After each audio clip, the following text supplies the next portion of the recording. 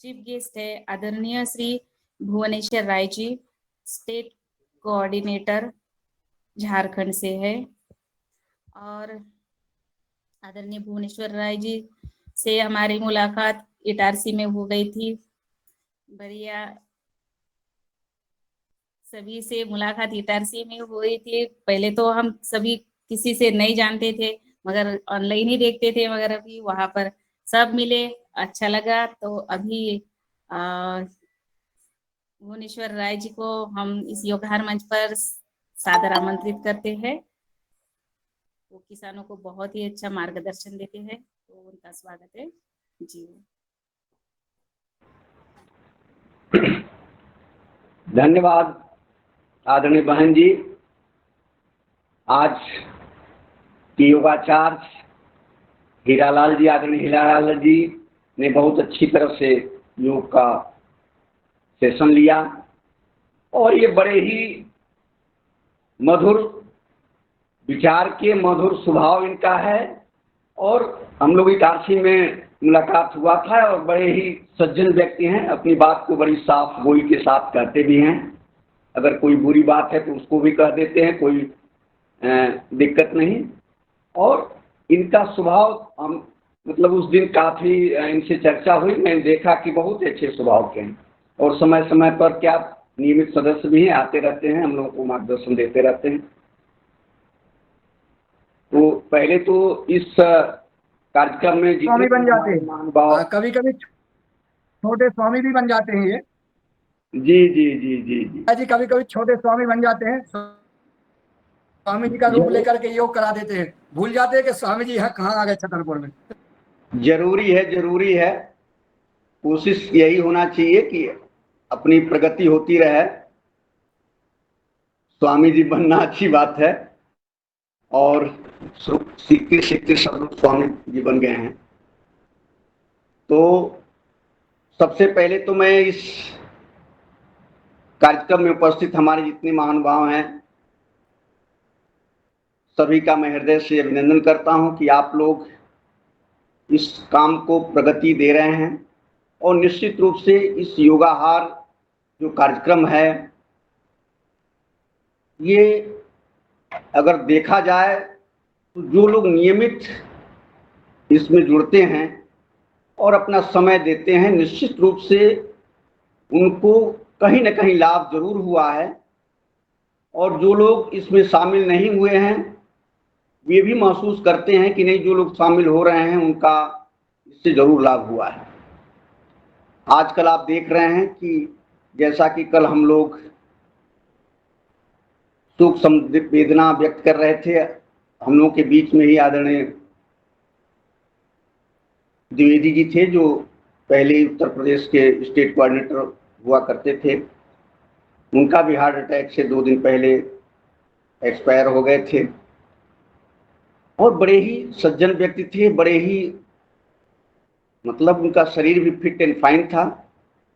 तो आजकल हमारे एक और सीनियर डॉक्टर धर्मेश जी हैं, सब लोग आप लोग जानते होंगे, उनको भी कई बार इस बीच 2-3 महीने के बीच में हार्ट अटैक आया है। और कहने का मतलब कि ये प्रक्रियाएं जो है चल रही हैं। अब इसको हम लोग कैसे रोके, तो उसका वास्तव में यही उपाय है कि रोकने की विधि तो खैर तो भगवान के हाथ में है, लेकिन अपने को जितना भी आप सुबह उठ सकते हैं, जैसा कि इस योगाहार से बिल्कुल स्पष्ट है कि हमको नहीं लगता कि जो इसमें शामिल होते हैं अगर समय से जुड़ जाते हैं वो 5 बजे के बाद सोते होंगे, निश्चित रूप से 5 बजे जग जाते हैं। और जो लोग लेट से भी जगते हैं वो भी 5 बजे निश्चित रूप से जगते हैं और अपना जिनका जो भी सिस्टम है घूमने टहलने का से लेकर के फिर आकर के अपना मोबाइल खोल करके बैठने का, सुनने का, अपना योग करने का, ठीक है। कुछ लोग इसको बंद करके खोलते हैं, कुछ लोगों का अपनी व्यवस्था होगी, हो सकता है कि वो कुछ लोग अपना एक अलग से, क्योंकि काफ़ी दिनों से चल रहा है, तो हो सकता है कि वो अपना एक अलग सिस्टम अपना लिए हों कि हमको ये योग करना है, ये प्राणायाम करना है, उस हिसाब से कर रहे हो तो निश्चित रूप से उनका शरीर जो है बिल्कुल फिट एंड फाइन रहेगा। और जो 1 घंटा की चर्चा हम लोगों की सामाजिक स्तर की होती है, जैविक खेती के बारे में होता है और भी जो चीज़ों के बारे में होता है उसके बारे में भी समय समय पर ज्ञानवर्धन होता रहता है, तो उसका भी अपने जीवन में महत्व है। बस इसी के साथ में एक बार फिर आप सभी लोगों का अपने इस क्लास में हृदय से अभिनंदन करता हूँ। और जो आज जो समय दिया गया है हमको और जो बातचीत करने का टॉपिक दिया गया है, इस समय जो धान की खेती हो रही है उसके बारे में है। जैसा कि आप सब लोग मुझे जानते हैं कि मैं इसमें बराबर जुड़ता रहता हूँ और आप लोगों से बराबर बातचीत होती रहती है। मैं कोई अलग से नहीं हूँ, बस आपस में हम लोगों को आज चर्चा करना है। थोड़ा सा क्योंकि समय था, कल आदरणीय मुनीलाल जी ने बोला कि आपस में हम लोग चर्चा करेंगे कि धान की खेती को कैसे आगे बढ़ाया जा सके, उसमें क्या क्या कर सकते हैं। तो देखिए, इस समय जो धान की खेती, मुझे जहाँ तक लग रहा है कि हर जगह धान की रुपाई हो चुकी होगी। जो उचित समय होता है वो जून के लास्ट तक और जुलाई के 15 तारीख तक मान लिया जाता है कि धान की रुपाई हो जाती है। वैसे रोपाई करने के लिए तो लोग पूरा जुलाई तक रोकते हैं, अलग अलग जहाँ पानी की व्यवस्था जिस तरह से होती है उस तरह से लोग करते हैं। लेकिन जहाँ पे पानी की व्यवस्था ठीक ठाक है तो वहाँ पे धान की रुपाई हो गई होगी और आगे चल रहा है। मैं वहीं से स्टार्ट करूँगा कि धान की रुपाई के बाद से आप लोगों का क्या क्या महत्वपूर्ण बातें हैं जो ध्यान में रखना है। तो देखिए, धान की जो फसल है, एक सबसे जो महत्वपूर्ण बात है वो ये है कि धान की फसल के लिए जो खेत होना चाहिए, मिट्टी वगैरह तो सब लोग आप लोग जानते हैं, उस पर मैं आज चर्चा नहीं करूंगा, बस यहीं से चर्चा करूंगा कि जो धान का आपका खेत है वो बिल्कुल समतल होना चाहिए, एकदम लेवल होना चाहिए, ताकि एक समान पानी लगे। उसका बेनिफिट जो है एक बार लेवल हो जाता है, जो लोग इस काम को किए होंगे निश्चित रूप से उसका बेनिफिट जानते होंगे कि थोड़ा पैसा तो जरूर लगता है, लेजर लेवलिंग करा लिया जाता है और वो खेत बिल्कुल एकदम बराबर रहता है और एक बराबर पानी लगता है। अगर आप कोई खाद दे रहे हैं, कोई न्यूट्रिएंट दे रहे हैं तो एक बार सारे खेतों में लगता है और कम पानी में भी आपका काम चल जाता है। अगर वहीं पे आपका खेत थोड़ा सा ऊबड़ खाबड़ है, ऊंचा नीचा है, तो निश्चित मानिए कि जहाँ पे आपका पानी ज़्यादा लग रहा है वहाँ तो ज़्यादा पानी लगेगा और जहाँ पे पानी नहीं लग रहा है तो वहाँ पे आपका फसल का नुकसान होगा, या तो सूखने लगेगा या उसको कम पानी की की वजह से वहाँ खरपतवार ज़्यादा होंगे, तो ये प्रॉब्लम आपको होगा और पूरे साल भर आप इसी में परेशान रहेंगे कि उस ऊबड़ खाबड़ जो जगह है, जो ऊंची जगह है, उसको फिर भरने के लिए आपको ज़्यादा से ज़्यादा पानी डालना पड़ेगा। तो इसका तो विशेष ध्यान रखें कि आपका खेत जो है लेवल हो। और ये बहुत बड़ी कोई चीज़ नहीं है, जहाँ जिस तरह का सिस्टम है छोटे छोटे प्लाटों में करके, अगर समतल ऑलरेडी है तो बड़े प्लाट में रखिए, तो छोटे छोटे मेड़ बना करके उसको करके और धान की खेती करें। धान की रुपाई के बाद ये माना जाता है कि जैविक खेती में खरपतवार नियंत्रण एक बहुत बड़ी समस्या है और चूंकि हम कोई इसमें खरपतवार के लिए केमिकल नहीं डालते हैं, तो जो सबसे पहला तरीका है वो तो उसके पहले तो जैसे कि आप मान लीजिए कि जब आपका खेत खाली था उस समय आपने गर्मी की जुताई करके जैसे भी था वो सब प्रक्रिया आपने अपना लिया। लेकिन खेत की रुपाई के बाद जो किसान जिनके चारों तरफ मेड़ ठीक ठाक हैं और उसमें पानी 15 दिन तक लगातार 4 से 5 सेंटीमीटर अगर आप भरे रह गए, पानी की सुविधा आपके पास है और ज़्यादातर धान की खेती वहीं होती है जहाँ पानी की सुविधा होती है, तो अगर 15 दिन तक आप पानी लगाए रह गए तो निश्चित मानिए कि खरपतवार नियंत्रण का एक बहुत बड़ा हिस्सा आपका कम हो जाता है। उसके बाद फिर आप समय समय पर पानी लगाते रहिए, और ज्यों ही आप देखिए कि खेत में अब कुछ खरपतवार उग आए हैं, तो उसके बाद उसकी निराई गुड़ाई मैन्युअल करा दीजिए। अगर उसमें आपने लापरवाही बरता, वही जो हल्के फुल्के जो खरपतवार हैं जो कहीं कहीं दिखाई दे रहे हैं, अगर उन्हीं को आपने छोड़ दिया, जहां मान लीजिए जिस खेत में 2-4 लेबर लगने हैं, अगर उसी को आपने छोड़ दिया और काफी दिन तक वो खरपतवार रह गए, तो निश्चित मानिए कि वही खरपतवार आगे चल करके आपके लेबर चार्ज को भी बढ़ा देंगे और फिर आपकी फसल को भी प्रभावित कर देंगे। तो जितना जल्दी हो सके आप देखते रहिए, और जो ही हल्का फुल्का आपको खरपतवार दिखाई दे उसको निकाल दीजिए। और निश्चित मानिए कि उसके बाद जो है, आप अगर न्यूट्रिशन वगैरह आपके हिसाब किताब से ठीक है, तो फिर धान की फसल अच्छी हो जाती है, और फिर खरपतवार जो छोटे छोटे खरपतवार हैं वो नीचे दबने लगते हैं, और इतना ही से आपका काम खरपतवार में निपट जाता है। जहां तक खाद की देने की बात है, आपने खड़ी फसल में जो धान की खेती है उसके पहले आप जो भी ग्रीन मैन्योरिंग किए हों, आप जो भी गोबर की खाद वगैरह डाले हों, वो सब ठीक है। उसके बाद जो लोग डाले हों या न भी डाले हों, जैसा कि जैविक खेती जो लोग भी किए होंगे, निश्चित रूप से ये तो डालना भी पड़ता है। अगर नहीं डालेंगे तो निश्चित रूप से आपका फसल प्रभावित होगा। उसके बाद जो है, जब आप इस समय जो खड़ी फसल है, इसमें मेरा मानना है कि आप ज़्यादा मत उलझिए। जैविक खेती, प्राकृतिक खेती और जीरो बजट और इन सबों में हम सारे लोग किसान हैं, और खेती करना मेरा मुख्य उद्देश्य है, अनाज पैदा करना उद्देश्य है। बस एक चीज का ध्यान हमको विशेष रूप से रखना है कि जो चीज हम पैदा करें, अनाज पैदा करें, सब्जी पैदा करें, वो केमिकल फ्री हो, उसमें किसी तरह के पेस्टिसाइड के अवशेष न हो। बस इतना ही ध्यान रखना है। अगर इतना आपने ध्यान रख लिया तो निश्चित मानिए कि आपको कोई दिक्कत नहीं है। फिर वो आप जिस तरह से भी खेती आपने किया वो आपके लिए अच्छी बात है।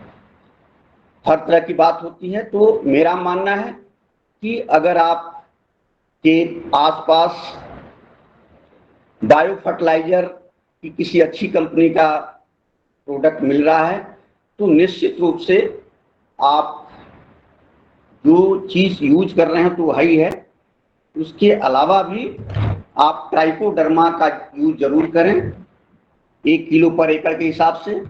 एजेटोबैक्टर आप धान के खेतों में जरूर 1 किलो डाल दें। कुछ लोग तो 2 किलो 3-3 किलो तक डालते हैं, और हमने देखा है जो मार्केटिंग की कंपनियां हैं वो 3-3 किलो तक डाल करके, और उसका रिजल्ट उन्होंने बहुत अच्छा दिया है। जिस तरह से आप डीएपी, यूरिया वगैरह ये ज़्यादा से ज़्यादा डाल करके केमिकल में और शुरुआत में अच्छा पैदावार ले लेते हैं, उसी तरह से शुरुआत में इसमें भी है कि जितना ही ये इन सबों के जीवाणु आपके खेतों में ज़्यादा जाएंगे, वो आपका अच्छा काम करेगा और आप अच्छा काम कर ले जाएंगे। तो अगर आपके खेत में बायो पेस्टिसाइड, बायो फर्टिलाइजर भी अगर आप डाल देते हैं, तो निश्चित मानिए कि जो भी आप जो प्राकृतिक खेती में अपना कार्यक्रम करते हैं, जैसे शुरुआत में घन जीवामृत आप डाले होंगे, फिर जीवामृत आप समय समय पर हर 15 दिन पर कोशिश करिए कि डाल दीजिए। तो मुझे नहीं लगता कि धान की फसल ऐसी फसल है कि आपका कंप्लीट पैदावार हो जाएगा।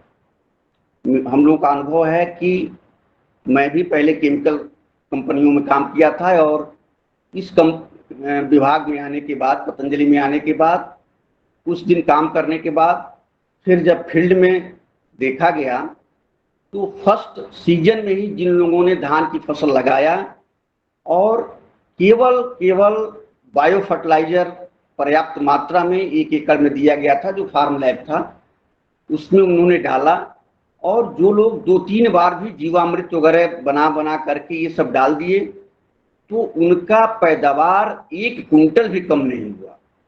अब आप सोच सकते हैं कि इस तरह के बहुत ऐसे किसान थे। कोई ऐसा किसान मुझे नहीं लगा कि जिनके पास फार्म लैब था, जो फार्मर ट्रेनर थे, वो इस तरह की शिकायत किए हों कि नहीं हम लोगों ने डाला है और पैदावार कम हुआ। उसका कारण यही था कि एक वैज्ञानिक तरीके से Patanjali bio research organic research institute ने 1 एकड़ के लिए जितना उनको बायो फर्टिलाइजर, बायो पेस्टिसाइड चाहिए था वो सब उपलब्ध कराया गया था। और उसके बाद उन्होंने अपना प्रक्रिया जो प्राकृतिक खेती में यूज करते हैं उसको यूज किए और बड़ा अच्छा पैदावार हुआ। ये निश्चित है कि आप केवल बायो फर्टिलाइजर वगैरह यूज करके आप जैविक खेती को नहीं कर सकते, लेकिन दोनों को मिक्स कर दें तो आपका पैदावार अच्छा हो जाता है। और धीरे धीरे करके फिर आप प्राकृतिक खेती में आगे बढ़ जाते हैं तो ये बायो फर्टिलाइजर आपको देने की जरूरत नहीं पड़ती है। फिर तो आपके पास अगर गाय है तो सब लोग जानते हैं, आप लोग काफ़ी अनुभवी हैं कि गौ आधारित जो खेती है वो आगे जब आपका ज़मीन बहुत न्यूट्रिएंट से परिपूर्ण हो जाता है तो फिर आप आगे सारे कार्यक्रम को कर लेते हैं और किसी प्रकार की कोई दिक्कत नहीं होती। बात यह है कि हम लोग चर्चाएं जरूर करते हैं, लेकिन धरातल पर बहुत कम लोग अभी ऐसे हैं जो इसको अपना पा रहे हैं।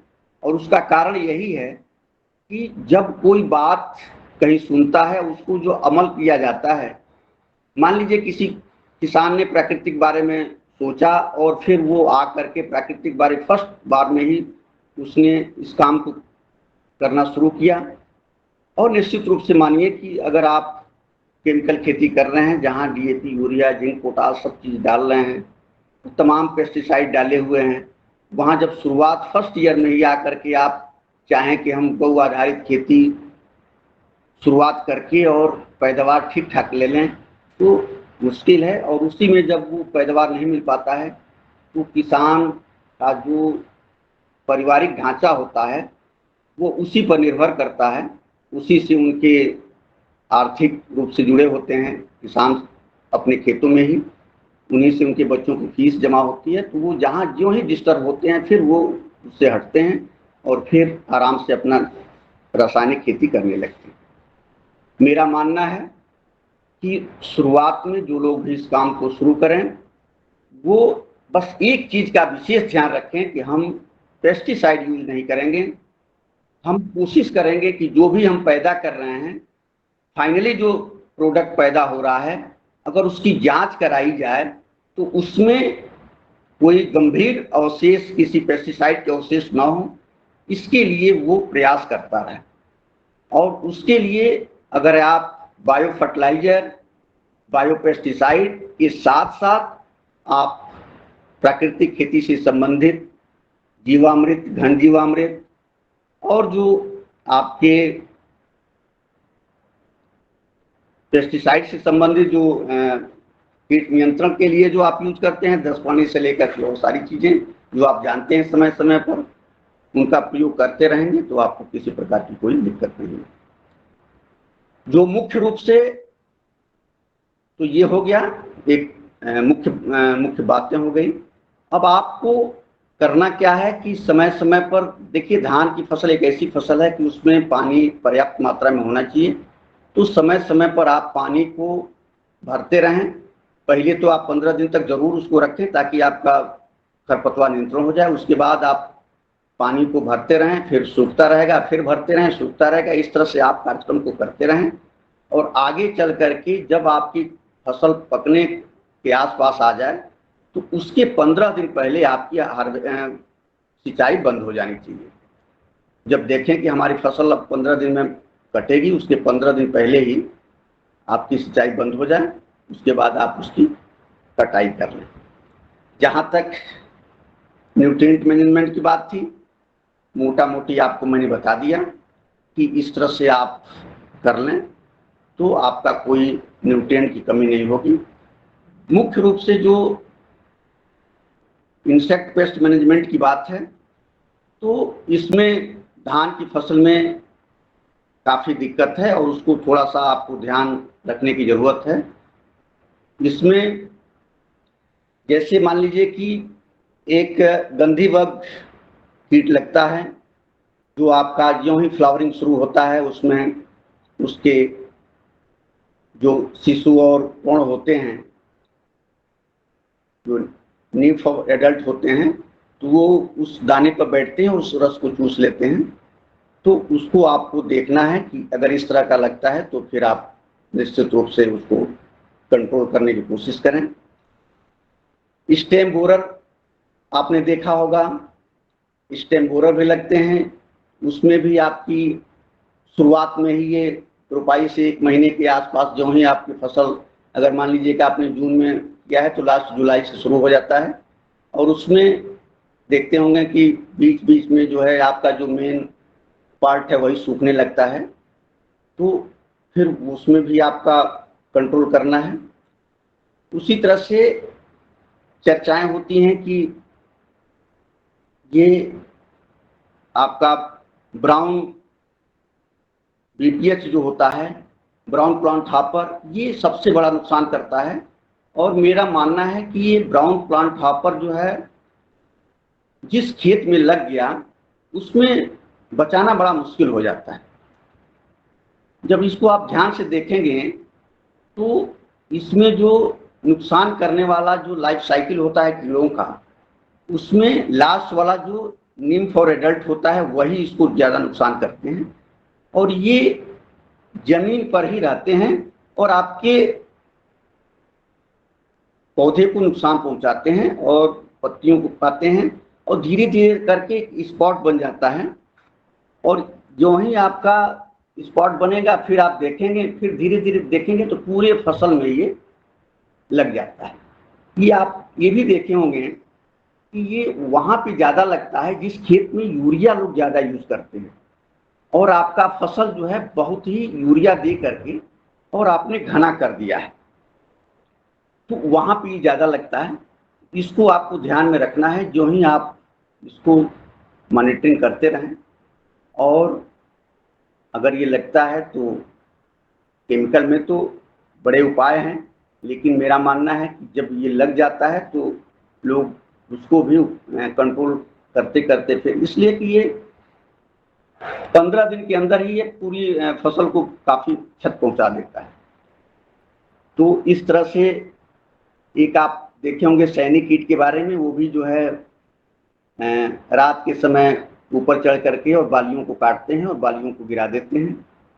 तो इस तरह से तमाम आपके ये हैं कि कीड़े हैं और तमाम बीमारियां हैं।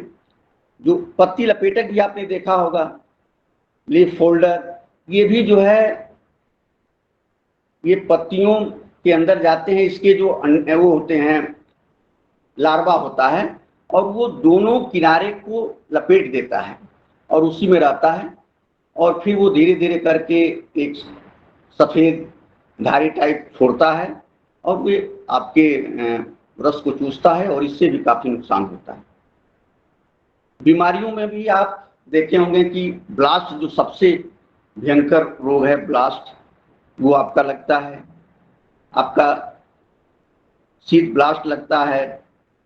तो इस तरह से ये मुख्य मुख्य बीमारियां हैं जो आपको खेतों में लगते हैं, और इन बीमारियों और कीटों को कंट्रोल करने के लिए आपको शुरू से ही जो भी अपनी प्राकृतिक खेती में कीट नियंत्रण की व्यवस्था बनाई गई है उसको आप जरूर यूज करें।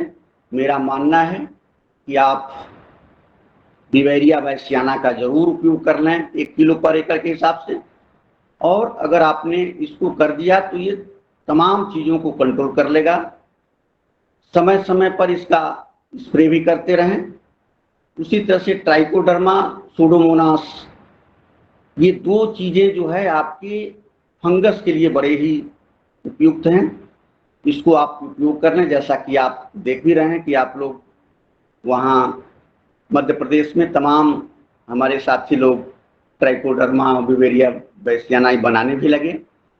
तो ये सब बनाने का उद्देश्य है कि हम जैविक प्राकृतिक खेती को एक जोड़ करके देखें और आने वाले समय में, क्योंकि हम लगातार खेती कर रहे हैं और अच्छा पैदावार ले रहे हैं, और अपना देश चूंकि बिना अच्छी पैदावार से काम नहीं चलेगा, कम पैदावार होगा तो फिर दिक्कत हो जाएगी।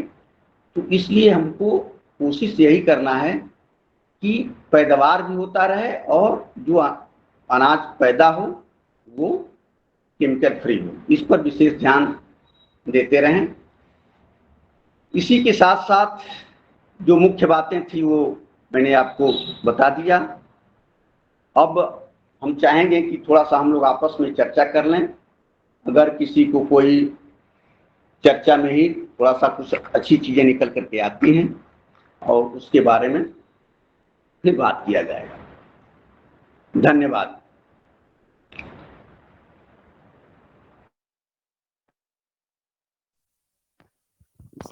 धन्यवाद आदरणीय भुवनेश्वर राय। और आपने धान की खेती में कैसे करना है, उसकी उपज कैसे बढ़ाना है, और आपने ये बताया है कि ऐसे कोई बात नहीं है कि उपज कम होती हो, तो बिना केमिकल के अगर हम खेत को सही मात्रा में हम पोषक तत्व दें, तो जैविक खाद देने के बाद पानी की मात्रा का ध्यान रखें तो उपज अच्छी होती है। हमारे किसान भाई धान की किसानी जो कर रहे हैं वो सदन में उपस्थित हैं। मैं चाहूँगा कि किसी भाई का कोई सवाल हो तो या अनुभव हो तो साझा करने का कष्ट करें। जी आदरणीय आदरणीय भगवान दास जी जी, स्वागत है आपका। सभी को मेरा ओम वंदन अभिनंदन। आज हमारे आदरणीय डॉक्टर साहब ने बहुत अच्छा सजेशन दिया। जो खेतों में समतलीकरण नहीं है, अगर लेवल नहीं है तो बहुत परेशानी जाती। इस साल मैंने अभी 10-12 एकड़ में लेजर चलवाया है, तो मेरी सबसे पहले धान लग गई और आजू बाजू के खेत वाले परेशान हैं, भरा ही नहीं रहे खेत। तो उसकी नीचे जाता है पानी और बस खाली हो जाता है, वो लगा नहीं पा रहा है, बहुत परेशान। तो ये बहुत अच्छा डॉक्टर साहब का बताना था और इसको सबको अपनाना चाहिए कि लेजर से लेवल करवाएं और धान की अच्छी खेती और दूसरी भी फसलें अच्छी होती हैं लेवल में। और जो विधि बताई उनको अपनाएंगे तो हम लोग जरूर सफल होंगे और अच्छी पैदावार ले पाएंगे। जी ओम। जी आदरणीय भगवान दास कुशवाहा जी, जब आप बोल रहे हैं टिटहरी की आवाज़ आती है तो खेत और किसान की अलग महक होती है। और आप धान के बहुत अच्छे कृषक हैं। हमने वहाँ जाके देखा है आपकी धान को, सारे लोग देखते हैं कि आपकी धान कितनी अच्छी होती है और पूर्ण जैविक पद्धति से आप कर रहे हैं। और हमारे किसी भाई बहन का कोई सवाल हो तो सादर आमंत्रित है, सदन में अपनी बात रख सकते हैं।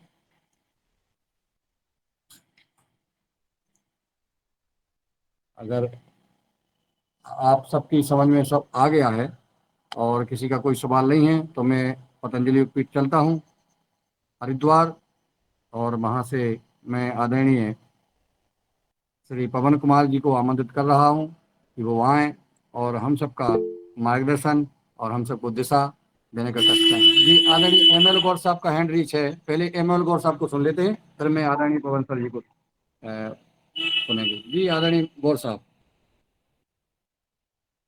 ओम ओम, आवाज आ रही है सर? जी ओम ओम। ओम। जी आ रही है। सभी सदन को सादर प्रणाम।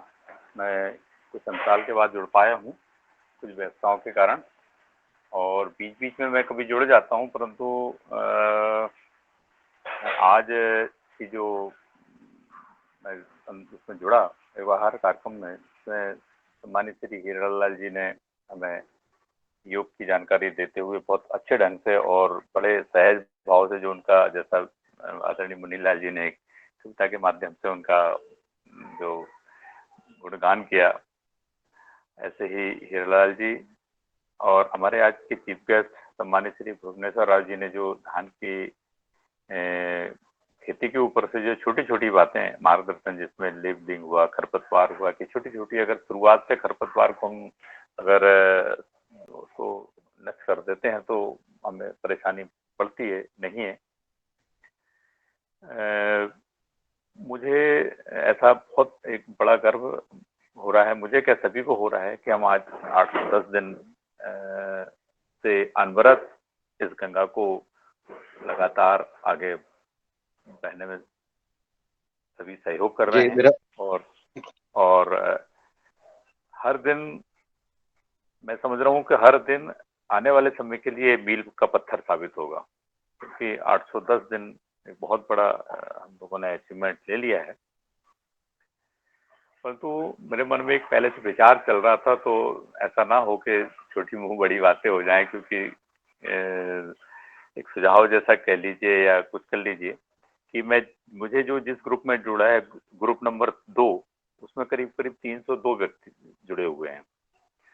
और हम अपने जो ग्रुप डेली जो व्यवहार कार्यक्रम चल रहा है, उसमें एवरेज 50 व्यक्ति अधिकतम संख्या, इससे ज्यादा नहीं जुड़ पा रहे हैं।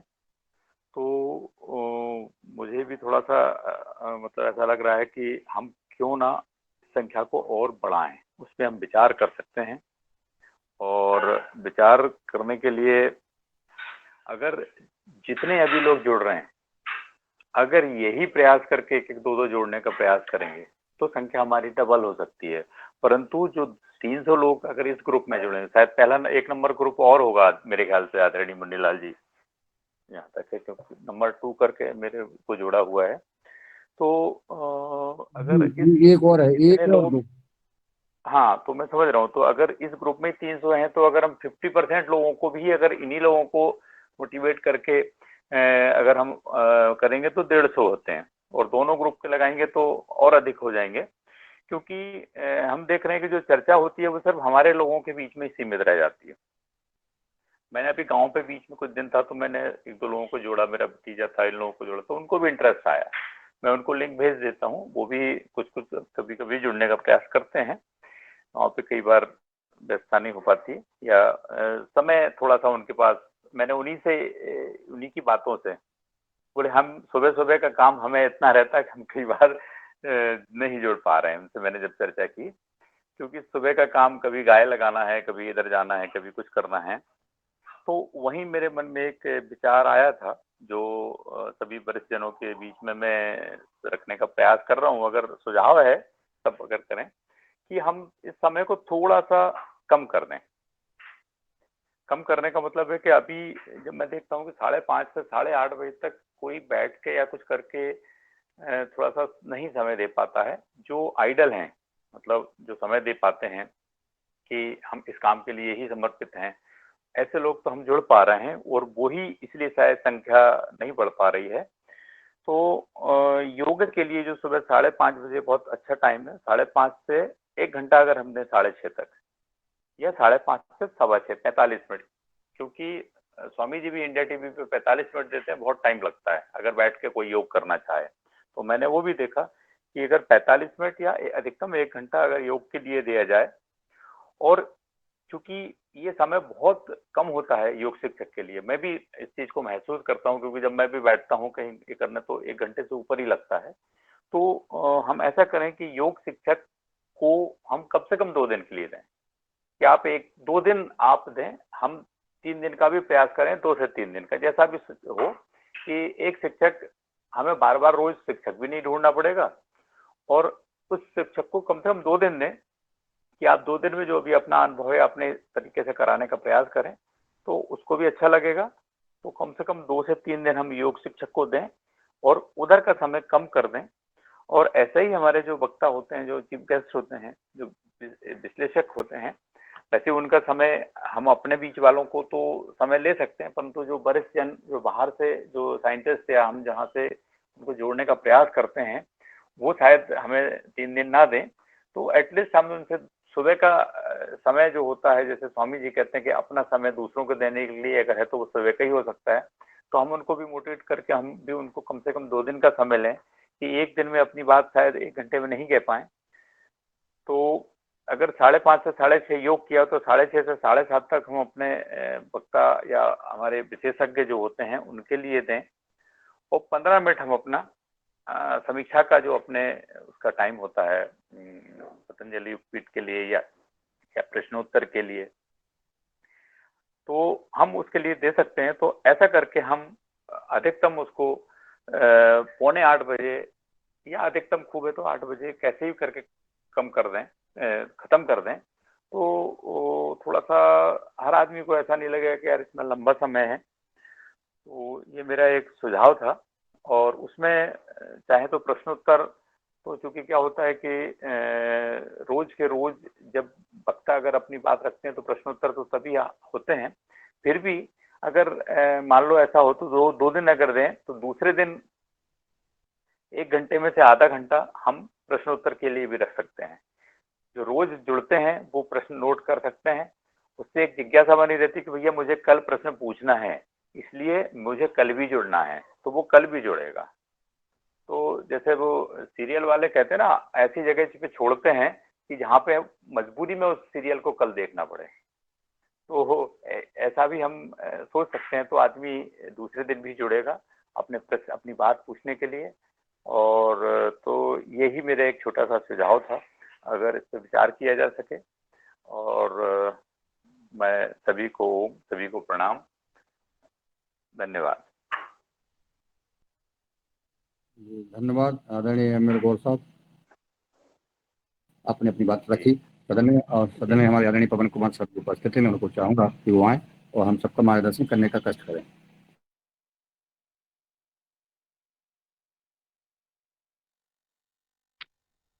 जी नमस्ते सभी को। पुनः नेटवर्क कनेक्शन से मैं परेशानी हो गई थी, तो इसलिए मैं ये कह रहा था कि हमारी जो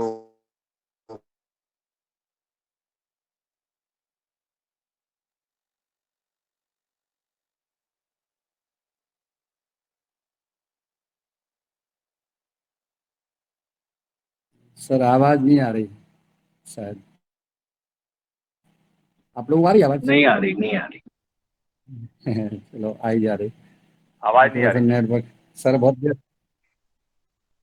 हाँ सर बहुत व्यस्त रहते हैं, परंतु ये बार कार्यक्रम में हमेशा जुड़े रहते हैं। मैंने बताया सर, गांव पे मैं जब रहता था तब भी यही स्थिति बनती थी कि कटअप होता था, कभी कुछ ऐसी स्थिति बनती थी, तो कई बार ऐसी स्थिति बनती है।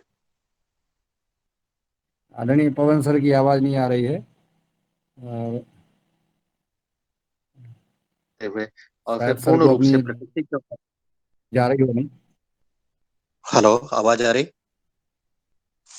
हाँ, हेलो, अब आ रही है सर। अच्छा, वो नेटवर्क का शायद कुछ समस्या है, तो हमारी प्राकृतिक खेती की तरफ हम बढ़ने का प्रयास करेंगे, और इसी पर ही हम सारा ध्यान अपना केंद्रित कर रहे हैं, क्योंकि जब हम प्रकृति के पास जाते हैं तो हम कृषि को और गहनता से समझने का प्रयास कर पाते हैं, और उस गहनता की वजह से हमारे उसमें बहुत सारे अन्य अनुभव भी आते हैं।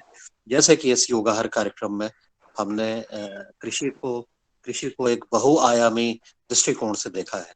उसमें हमने संस्कृति को भी जोड़ा, उसमें हमने पर्यावरण को भी जोड़ा, उसमें हमने पानी, जल, जंगल, जमीन, जल, जानवर, सभी की भूमिका को, महत्व को समझते हुए हमने कार्य करने का, समझने का प्रयास किया। तो जो भी इसमें हमारे अनुभव हैं, और ये कई बार हमारे जो मुख्य अतिथि आते हैं तो उनका एक समय होता है, उनकी एक समय सीमा होती है। कई तो ऐसे होते हैं कि उनको 2-2, 3-3 दिन तक सेशन लेने के लिए कहें तो भी उसके लिए अपर्याप्त है। कुछ का जो संवाद है वो सीमित रहता है, कम रहता है, और उस पर ही वो बातचीत करते हैं। तो ये समय के आधार पर हम जो हमारे मुख्य अतिथि आते हैं और जो भी उनकी जो सीखने की जो इच्छा है हमारे समूह के सदस्यों के, उसके ऊपर भी काफी हद तक निर्भर रहता है कि वो प्रश्न कैसे कर, उनके साथ संवाद कैसे स्थापित हो रहा है।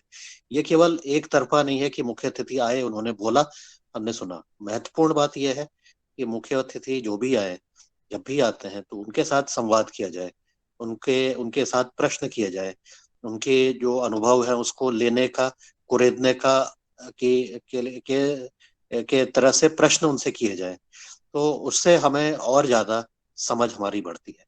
और इसके साथ ही हमारे जो साथी हैं उनके अंदर जो सुनने की और उसको समझने की और उसके आधार पर कार्य करने की जो बात होती है, उसके आधार पर उनसे भी अनुरोध रहता है कि वो भी ये सब जो सुनने के बाद वो उन्होंने क्या किया, इसके बारे में भी वो अपने अनुभव को शेयर करें। तो ये जो सिलसिला है ये लगातार चलते रहेगा इसी साइकिल से, और इसी साइकिल को चलते हुए जो इसका अनुसरण अच्छी तरह से करेंगे उनको ज्यादा लाभ होगा, ऐसा मेरा मानना है। तो इसकी जो समय सीमा है उसको निर्धारित करने के लिए सदन के साथ हमारा मतलब जो सदन के सदस्य हैं उनसे ये है, और साथ ही इसकी उस पर हम चर्चा कर सकते हैं, और साथ ही इसकी सारी व्यवस्था को बनाए रखने के लिए भी एक काफी प्रयास करते हैं हमारे साथी। तो उनसे भी हमने पूछना है कि इस तरह की व्यवस्थाओं में करने में उनको किस तरह के सहयोग की आशा है, अपेक्षा है, वो उनकी क्या इच्छा है, और उससे जो जो भी सुझाव आते हैं उसको क्रियान्वित करने पर उनको किस किस तरह की बाधाएं या किस किस तरह के अनुभव से हैं, उनके अच्छे भी हो सकते हैं, कुछ अच्छे नहीं भी हो सकते हैं, तो जो भी अनुभव है उस पर भी वो बात करें। तो ये तो मेरी आज की जो मेरी समझ में आया वो मैंने अपनी बात कही है। साथ ही आज योग कक्षा भी हमारी बहुत सुंदर रही। हीरा लाल जी ने बहुत दिनों बाद आज शायद योग की कक्षा ली, लेकिन उसमें प्रमुख बात ये रही कि उनकी जो कविता बोलने की जो आत्मा थी वो प्रभावित होकर के मुन्नी लाल जी के उसमें प्रभावित हो गई, और बहुत ही सुंदर तरीके से उन्होंने भी जुगलबंदी की, बहुत ही आनंद आया। तो ऐसे दोनों लाल, हीरा लाल जी और मुन्नी लाल जी का आपस में एक कुछ कनेक्शन बन गया, कविता गढ़ने का फिर उसको सुनाने का भी। तो इसलिए आप दोनों लोग बधाई के पात्र हैं। ऐसे ही कविता सुनाते रहिए, ऐसे ही प्रभाव बनाते रहिए। आप सभी को बहुत बहुत धन्यवाद। ओम प्रणाम।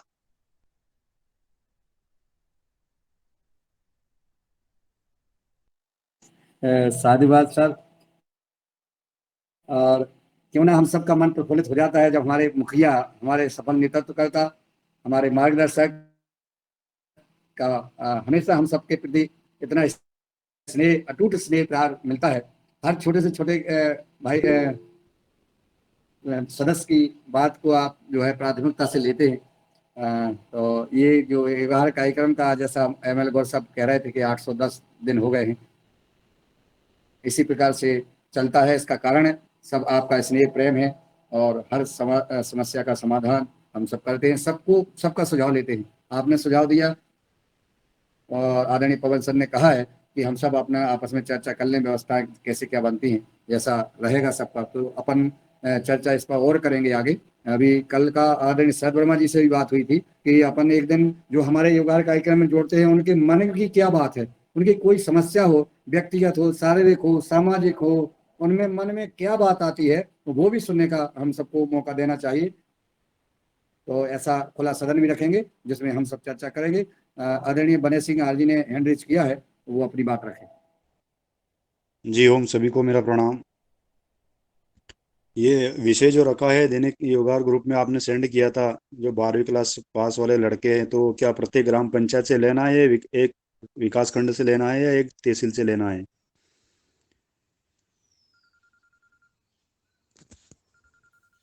उसमें जो जो भाई जिनके संपर्क में किसान हो, किसानों के साथ उनका समन्वय बना हो, चाहे वो 100 किसान हो, 50 किसान हो, 100 हो, 200 हो, 300, जितने भी किसान उनके संपर्क में रहना अवश्य है। चाहे वो AFPO के माध्यम से हो, या किसी ग्रुप के या सामाजिक संगठन के माध्यम से किसानों से टच में रहते हो, या जैविक प्राकृतिक खेती प्रशिक्षण वगैरह जो होते हैं उसके माध्यम से, ऐसे व्यक्तियों का हमें चयन करना है। और वो व्यक्ति हमसे बात करेंगे, फिर हम उनसे संवाद करेंगे का हमारा, जैसे आपका और इसमें युगार कार्यक्रम में जैविक निर्मल ग्राम अभियान, आदर्श ग्राम की बात होती रही है। आपने मैना गांव में भी अपन ने यात्रा की थी, जैविक यात्रा। इस प्रकार के कार्यक्रम करने के लिए जो इच्छुक रहते हों, ऐसे भाई बहनों का चयन करना है। तो हम सब जो आगे बढ़ेंगे उसमें हम प्राकृतिक जैविक खेती का किसानों का प्रशिक्षण शिविर लगाएंगे, उसी में हम योग करेंगे और हम अपने उद्देश्य को लेकर के आगे बढ़ेंगे। इस उद्देश्य से हमने आप सबको मैसेज डाला है और जो भी ऐसे भाई बहन हैं उनको आप लोग जरूर, क्योंकि आदरणीय हमारे पवन सर जी का उद्देश्य है कि हमारा सबसे पहला रीड है योग आहार। योग आहार में जो भी सदस्य जुड़ते आए हैं, जुड़े रहे हैं या जिन्होंने सहयोग और सहभागिता की है, वो कोई ना छूट जाए। उनको सबको ये सूचना प्राप्त हो कि अगर हम प्राकृतिक जैविक खेती की जो प्रशिक्षण करेंगे, जो हम योग आहार कार्यक्रम उस अपने गांव में करेंगे, उसमें हमारा कोई भाई बहन ना रह जाए जो ऐसा काम करना चाहता है, उनको सबको मौका दिया जाए। तो मेरा निवेदन है, करबद्ध प्रार्थना है पूरे देश भर के, किसी मध्य प्रदेश की सिर्फ बात नहीं कर रहा हूँ, पूरे देश भर में भारत के किसी भी राज्य के, हमारे सभी राज्य के भाई बहन जो जिन राज्यों के जुड़े हैं, जिलों के, तहसील के, गांव के, वो सबसे निवेदन करता हूं कि आप ऐसे व्यक्तियों का चयन करें जो इच्छुक हों। वो मैंने नंबर उस पर दिया है, वो मुझसे संपर्क कर लें, हम उनसे संवाद कर लेंगे। अगर वो सहमत होते हैं, सहमति प्रदान करते हैं, तो संबंधित राज्य को हम नाम भेज देंगे और उनका उसमें जो है फिर उनको प्रशिक्षण देंगे, उनको ट्रेनर बनाएंगे और ट्रेनर बनाने के बाद फिर वो अपनी ट्रेनिंग करेंगे। इसके बारे में हम आगे चर्चा करेंगे। बस इतना है कि ऐसे व्यक्तियों का आप नाम जरूर दें ताकि हम आगे उनको मौका दे सकें। जी बने सिंह जी। जैसे मेरा क्षेत्र में, मेरे जिले में, मैं प्रत्येक ग्राम पंचायत में ट्रेनर बनाने की तैयारी कर रहा हूँ। जैसे अपना आदेश तो बाद में, उससे पहले मेरी तैयारी चल रही है। और सदन से मेरा एक और सुझाव है कि जैविक खेती की ओर अग्रसित करने के लिए महिला ट्रेनर का चयन भी करें तो ज्यादा उचित रहेगा, क्योंकि महिला जिस काम को हाथ में ले लेती है वो करके निश्चित रहती है। जैसे मेरे गांव की 30 महिलाओं को जैविक खेती की ओर प्रेरित किया है, तो बहुत इच्छुक हुई, उनको जैविक खेती के बारे में जानकारी मिली, जैविक खेती से लाभ उनको और रासायनिक खेती से होने वाले नुकसान उनको बताया, तो वो बिल्कुल अपने समर्थन के साथ जुड़ गई और वो कार्य करने लगी हैं सभी। तो उसमें महिलाओं की भागीदारी भी रहेगा तो ज्यादा उचित रहेगा, ऐसा भी सुझाव था मेरा कुछ। जी महिलाओं को और पुरुष, इसमें कहीं कोई भेदभाव नहीं है। जो महिलाएं किसान खेती में आगे आना चाहती हैं वो आ सकती हैं, लेकिन प्रॉपरली पतंजलि महिलाओं को तैयार करे ये कोई बात नहीं है। जहाँ भी क्षेत्र में कोई सामाजिक बहनें हैं और वो खेती किसानी का काम, जैसे आपने वो डाला था बेड वितरण वाला, महिलाओं के आगे आई महिलाएं, 25 परिवार आगे आए, ऐसी जो महिलाएं हमारी बहनें आगे आना चाहती हैं वो आए, उनको हम प्रशिक्षण देंगे, ट्रेनर बनाएंगे और वो उनको क्षेत्र में फिर वो ट्रेनिंग दे सकती हैं। आदरणीय मिथिलेश बहन जी ने जी हैंड रेज किया है, मैं उनको सम्मान के साथ आमंत्रित करता हूँ, वो अपनी बात रखें।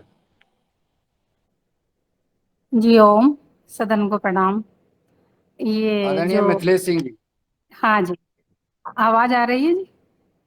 मेरी आवाज आ रही है जी सदन जी में? बहन जी। ये आ आ, रही है आवाज। जी जी, ठीक है जी। प्रणाम सभी को। मेरा सबसे विनम्र निवेदन यही है कि मेरी भी एक ट्रेनर बनने की इच्छा है, और मैंने ये सर से भी बोला था जब हम पतंजलि गए थे पूर्णकालिक सेवा में कि किसान ट्रेनर बनना है, और सर ने भी कहा था कि वहाँ ट्रेनिंग होगी। और जैसे मैं वो उसकी अपनी धरती के डॉक्टर की एक दिन की ट्रेनिंग थी, वो सर ने बहुत अच्छे से कराई थी। उन्होंने बोला भी था कि लास्ट जून में या जुलाई में ट्रेनिंग आएगी, वो 10 दिन की ट्रेनिंग होगी। उसकी भी कोई डेट वगैरह नहीं आई। तो मेरा यही है कि पहले मुझे ट्रेनर बनना है इसमें। जी जी बहन जी, आपने बोला और आदरणीय पवन सर ने जी ने बोला, पवन सर जी बोलते कम है करते ज्यादा है। उन्होंने जैसा हाँ बोला था आपको वो समय आ गया है। जैसा कई बार बने सिंह जी भी कई दिनों से, कई से महीनों से कह रहे थे भाई प्रशिक्षण कराइए, आपसे हाँ भी उन्होंने कहा कि समय आएगा और प्रशिक्षण का कार्यक्रम रखेंगे। वो समय अब आ गया है और उसमें जी सबसे पहले प्राथमिकता युवा कार्यक्रम के सदस्यों को है। जितने भी जहां भी आप ट्रेनर बनाना चाहते हैं, आप स्वयं तो बनिए ही। आप जो है, मैंने आपको वो मैं आज आपके व्हाट्सएप पे अपनी वो जो जिन बिंदुओं की जानकारी चाहिए वो मैं भेज देता हूँ और आप उस पर भर करके मुझे दे दें। मैं जो है उत्तराखंड के कोऑर्डिनेटर साहब को मैं दे दूंगा, तो वो उनके पास पहुंच जाएगी। तो किसी भी क्षेत्र में कोई भी भाई बहन जो स्वेच्छा से जैसे कल्पना खुटले जी ने अपना ट्रेनर बनने का अपना फॉर्म भरा है, आप भी भरिए। और अन्य बहनें जो आपके टच में हैं, जो समूह की महिलाएं हैं, बहनें हैं, जो एनआरएलएम जो अपने आजीविका मिशन में जो बहनें हैं, वो भी भर सकती हैं और आगे आए।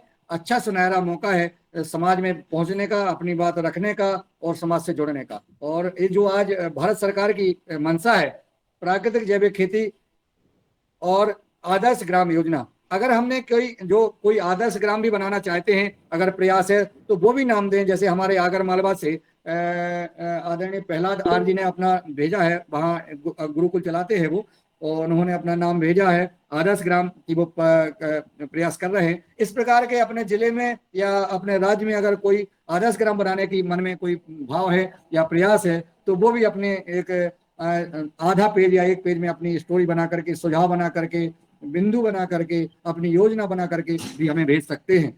आगे हम इसको भी अपन भारत सरकार को पहुंचाने का प्रयास किया जा रहा है। अब हमारे पास आदरणीय डॉक्टर किशोर दुबे जी ने हैंड रेज किया है, मैं उनको आमंत्रित करता हूँ वो आए और अपनी बात रखें। धन्यवाद मुनीलाल जी। मैं इसलिए आपको निवेदन करना चाहता हूँ कि ये जो योजना है तो इसके संदर्भ में कुछ गाइडलाइन आई है क्या, हाँ ये पूरे देश के लिए लागू है क्या, और कितने ट्रेनर्स उसमें जो क्वालिफिकेशन आदि जो होना है वो उस तरह से कुछ परिपत्रक आया है क्या, या फिर हम अब स्वेच्छा से ही उसको जो भी लोग हैं उनको चयन करेंगे और देंगे, फिर उनको उनका मतलब जो कार्यान्वयन होगा उसमें उनको क्या करना पड़ेगा, और उसके साथ में उनको कुछ आर्थिक या कुछ सर्टिफिकेट या इस तरह से कुछ लाभ मिलने वाले हैं क्या, इस तरह से यदि कुछ जानकारी है तो आप जरूर सदन को दीजिए। धन्यवाद।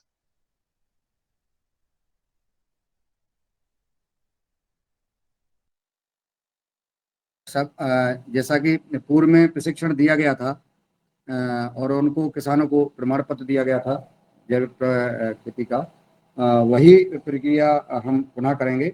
और जो आने वाला समय है प्रस्तावित है ये कार्य, तो अभी हमको सिर्फ व्यक्तियों का चिन्हित करना है, कौन व्यक्ति, सही व्यक्ति जो जैविक प्राकृतिक खेती में प्रशिक्षण देना चाहते हैं, करना चाहते हैं और उस कार्य से जुड़े हुए हैं, ऐसे व्यक्तियों का हमें अभी समय रहते चयन करना है।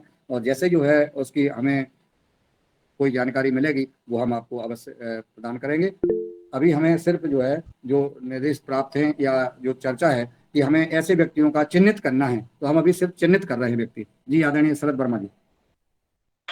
बहुत अच्छा सोच चल रही है सदन की, और सदन के मेरे ख्याल अभी जो पिछले 1 महीने से जो अपन ने टाइम सेट किया और जो कार्यक्रम हो रहे हैं वो बहुत महत्वपूर्ण रहे, और मुझे तो ऐसा लगा कि हर चीज में समय कम पड़ रहा है उल्टा। और दूसरा ये कि जो आपने जो हमें फॉर्म दिया है वो आज हम बहुत सारे भर के देने वाले हैं, और बहुत सारी महिलाओं से भी संपर्क किया है और उसमें काफी लोग अपने से जुड़ना चाह रहे हैं। और अभी मेरे ख्याल इस हफ्ते जो पिछला हफ्ता निकला है और जिस एक्शन से पवन सर ने हम लोगों को प्रस्तुत किया, काम किए हैं, वो शायद बहुत गहराई वाले और बहुत महत्वपूर्ण होने वाले हैं। जी ओम। जी आदरणीय शरद जी, और मैं जैसा डॉक्टर किशोर दुबे जी ने पूछा है, मैं बताना चाहता हूं कि हम जैसे सामाजिक, जैसे इस युवहार कार्यक्रम में 800 दिन हो गए हैं, 3 घंटे हम 810 दिन पूरे कर रहे हैं, लेकिन ये स्वैच्छिक कार्यक्रम चल रहा है। तो ऐसे विचार धारा वाले आदमी जो समाज के क्षेत्र में सेवा देना चाहते हैं, ऐसे व्यक्तियों का हम चयन करना चाहते हैं, ताकि जो है हम आगे अपना जो कार्यक्रम करेंगे वो आदर्श ग्राम बनाने का एक जो सपना हो व्यक्तियों का, जैसे है कई हमारे सामाजिक कार्यकर्ता इस क्षेत्र में आगे बढ़ रहे हैं। आदरणीय शरद वर्मा जी ने जैसा कहा है कि जैसे नर्मदापुरम में कितने लोग जो है, कहीं कोई किसी को कोई पैसा नहीं मिल रहा है, परंतु उनका जुनून है समाज के किसानों का हित करने के लिए। तो ऐसे भाई बहनों का अवश्य जो है हमें नाम भेजें, ताकि और मेरा नंबर भी सबके पास है, जिनके पास ना हो तो वो नंबर ले सकते हैं और ग्रुप में भी डाला है, और वो संवाद जरूर करें, क्योंकि हमें हमारे सामाजिक कार्यकर्ता भाई बहन को नहीं चाहिए, ऐसा निवेदन है। तो अब मैं और अगर किसी का कोई सुझाव हो इस संबंध में, कोई पूछना चाहता है, फॉर्म कर जी गया गणेश सिंह जी। भरना है आदरणीय, मेरा लिस्ट में नाम जुड़ जी गया। मैं आपको भेज रहा हूँ, आज मुझे भेजना ही था, उससे बातें करना थी। जी जी लिस्ट में नाम नहीं, मैं आपको आज भेजने वाला था। जी तो आज जरूर आपका एक आपकी चर्चा भी करना थी आपसे, तो जी आज मैं आपको भेज रहा हूँ अभी थोड़ी देर में, ठीक है ना। ठीक है। जी, और किसी भाई बहन का कोई, जी आदरणीय बहन जी ये रंजना नाम जी कब तक आप देना आए। है जी सब? गौर साहब, नाम कब तक देना है? आपने दे दिया है, नहीं, और भी नाम। आपने अपना तो भेज दिया है, नहीं नहीं, अपने और भी नाम भेज और दे दीजिए। दीजिए आप, तुरंत ही दीजिए आप तो। कब? हाँ, ठीक ठीक। हाँ दे दीजिए आप, 1-2 दिन में आप दे दीजिए, आज जितने भी उनको भेज दीजिए और आज भेज दीजिए आप, जी। ठीक है भाई जी। ओ, जी जी जी, आदरणीय बहन रंजना जी आप आए और आकर के अपनी बात रखें और फिर आभार भी ज्ञापित करेंगे, या आभार कोई और करेगा तो आप बता दें कौन करना चाहता है। इसमें आभार करने का और हनुमान चालीसा पाठ करने का सभी सदन से निवेदन करता हूं मैं, आगे आए और सब करें, ताकि ये युगार कार्यक्रम सबका है, कोई एक व्यक्ति का नहीं है। स्वैच्छिक रूप से, जैसा आदरणीय पवन जी कहते हैं कि हम सबको सब बराबर के सदस्य हैं, बराबर हैं, सब एक समान हैं, इसी भावना को लेते हुए आप जी आदरणीय हीरालाल जी आप सादर आमंत्रित हैं। जी आदरणीय जी, आदरणीय हीरालाल जी आप आपने बात अनम्यूट कर रखी लें, म्यूट है अभी। कि आगे आने के लिए मैं आगे जी आ गया। स्वागत है आपका। और आदरणीय रामकृपाल पटेल जी ने मुझसे स्वागत है। कहा था कि यदि मेरा नाम लिया जाए तो मेरी तरफ से आभार प्रदर्शन आप कर देना, इसलिए मैं उनका दायित्व निर्वहन करते हुए स्वैच्छिक रूप से आभार प्रकट करने जा रहा हूँ। पूरे सदन को सामूहिक रूप से एक नमन, एक एक वंदन, मिनट अभिनंदन। एक मिनट रुकिए, चलिए। जी कुछ रंजना जी कहना चाहती थी शायद, इसलिए इसके पहले फिर आप आभार कर लें। जी रंजना जी कुछ आप अनम्यूट हुई थी जी, अपनी बात रखें और फिर आभार करते हैं। आदरणीय रंजना बहन जी। जी नहीं भाई साहब, कुछ भी नहीं, बस ऐसे ही हुआ था माइक ऑन।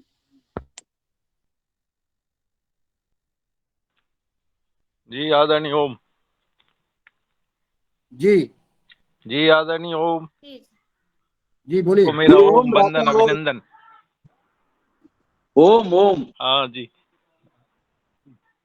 हाँ, अभी अब मौसम के अनुसार थोड़ा सबका पेट गड़बड़ चल रहा है, तो जी जी। किसी किसी को दस्त भी लग रहा है, तो उसकी दवा बता देता हूँ मैं, घर का नुस्खा। और अभी सब लोग लीवोग्रेट और लीवामृत जरूर खा लें, एक एक पत्ता लेके, है ना, तो आपका लीवर स्ट्रांग हो जाए।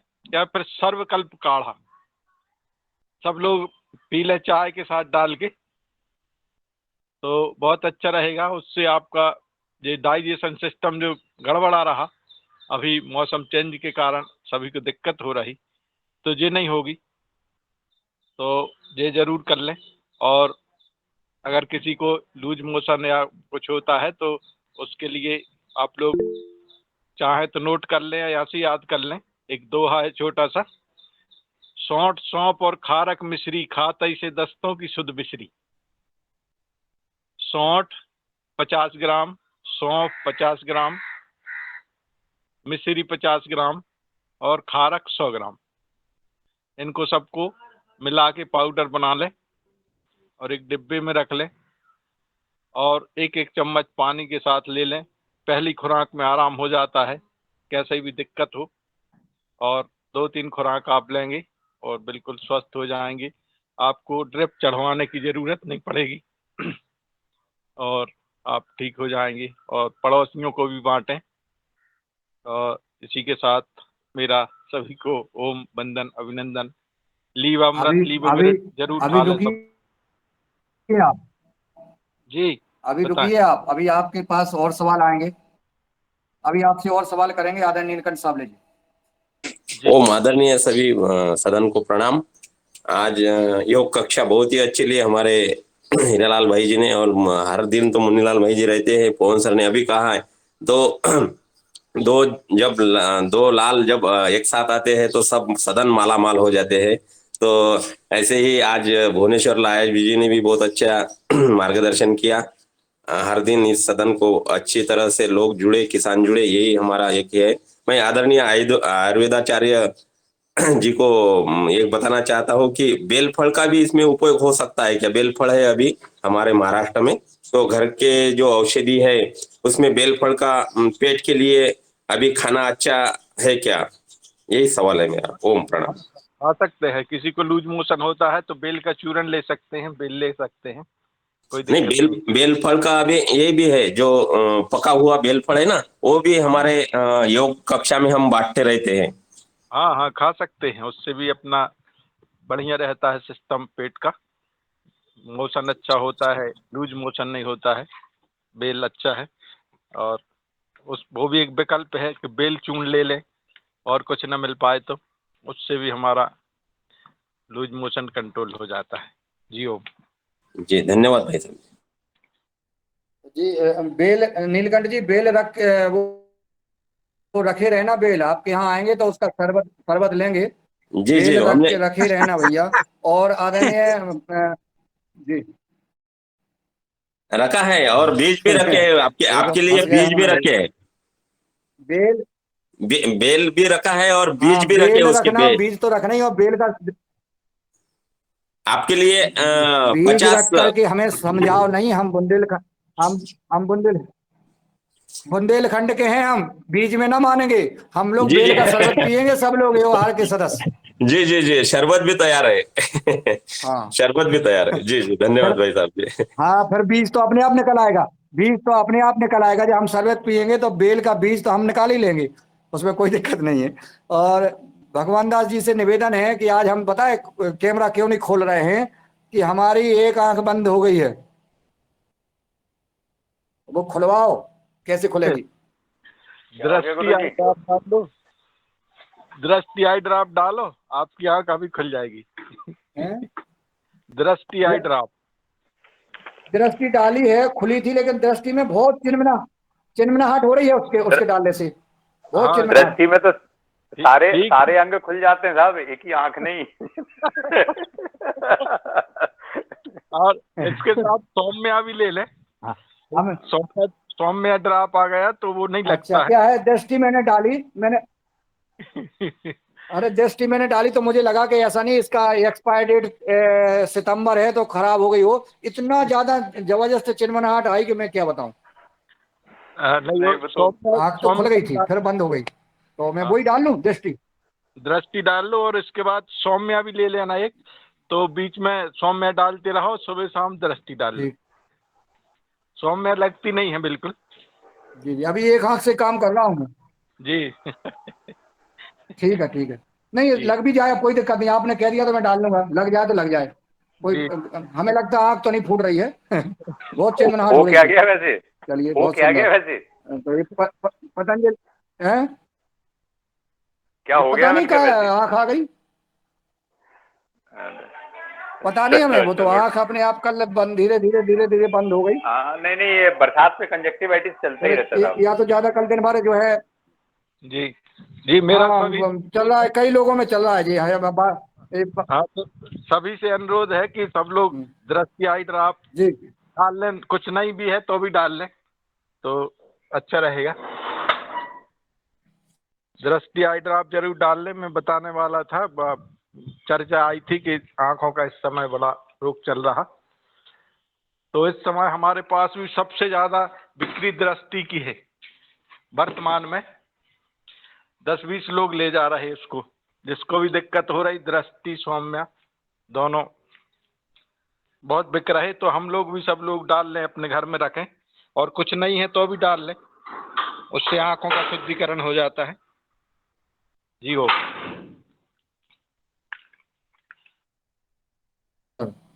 तो आदरणीय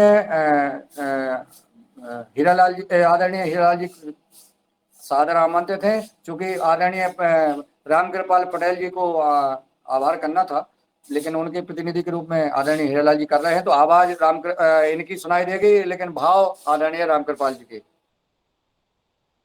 जी आदरणीय जी ओम। जी इसके पहले कि आभार प्रदर्शन करूं, जो बेल की चर्चा हो रही थी, बेल जैसे कहते हैं ना कि इंग्लिश मेडिसिन, अंग्रेजी दवाई तत्काल काम करती है, ऐसे बेल का चूर्ण तत्काल काम करता है।